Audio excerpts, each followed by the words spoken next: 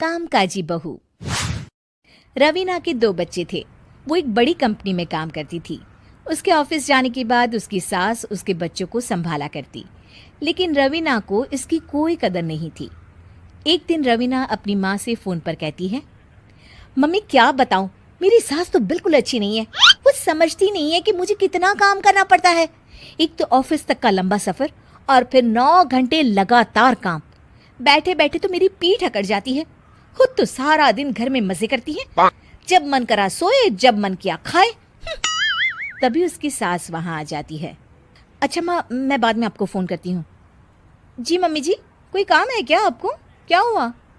रवीना बहू, सारा दिन तो तू ऑफिस के मजे लेती है, लेकिन यहाँ ये बच्चे मुझे आराम भी नहीं करने देते। मेरी तो तबीयत खराब हो रही है।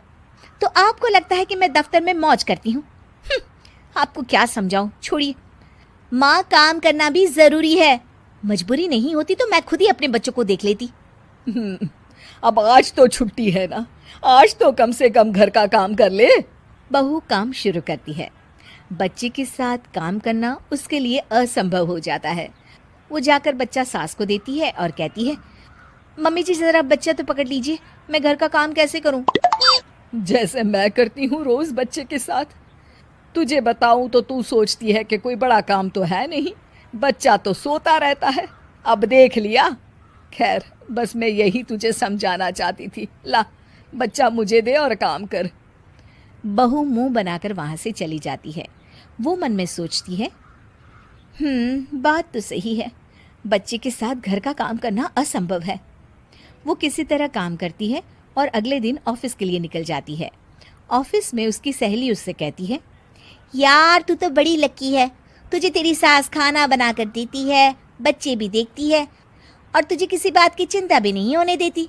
अरे क्या लकी, बदले में मैं उन्हें पूरी कमाई जो दे देती हूँ और अपने बच्चे से दूर रहती हूँ वो अलग। हर किसी को ना दूसरे की प्लेट में ज्यादा घी दिखता है।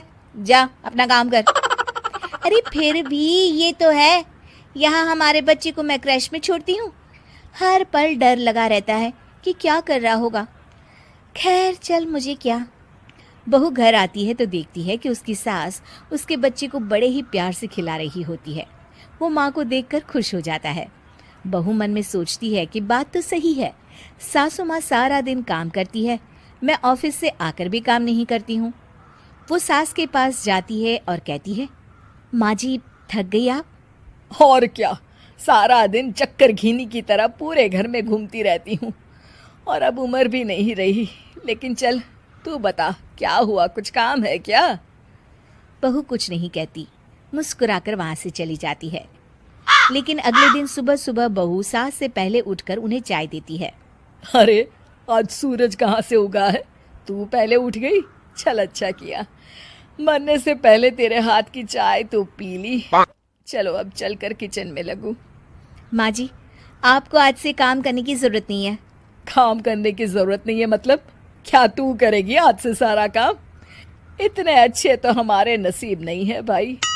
नहीं माँ जी, मैं नहीं करूँगी, ना ही आप करेंगी, बल्कि ये करेगी। तभी वहाँ एक काम वाली बाई आ जाती है। ये कौन है बहू? माँ जी, ये नौकरानी है और आज से सारा काम यही करेगी। मुझे माफ़ कर दीजिए माँ जी, मैं नहीं समझ पाई कि आप थक जाती हैं।